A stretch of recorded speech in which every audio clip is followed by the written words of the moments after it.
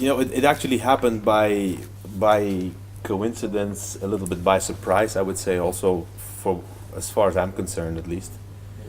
But then again, if you think about it afterwards, it wasn't that much of a surprise. But anyway, we had the team Leopard Trek in their first year, who, in my opinion, had a pretty good season for their first year. First of all, they had good riders.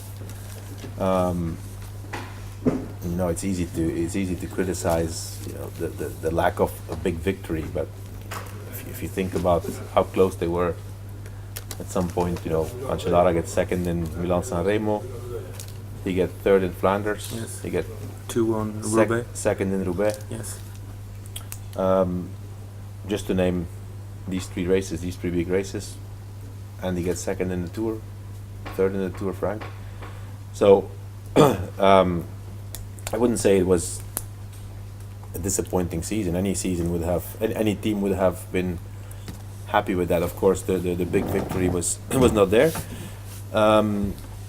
We, on the other hand, we had a commitment before the Tour de France. At the end of the month of May, we got the commitment of Radioshack and Nissan to renew for 2 more years. And we had the common factor, which was our bike manufacturer. So we both were riding on track bikes. We have a very long history with Trek, and Leopard Trek had a recent history with Trek. That's actually how we got together. And this started with an idea, maybe a crazy idea. But sometimes if you start to talk with different people about a crazy idea, it doesn't seem so crazy or so impossible anymore. Well, there's definitely work to be done. That's for sure. I mean, I know,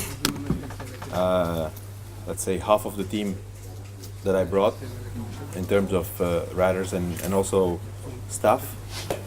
I obviously know them, and we know how to work together. And half of them I'm discovering.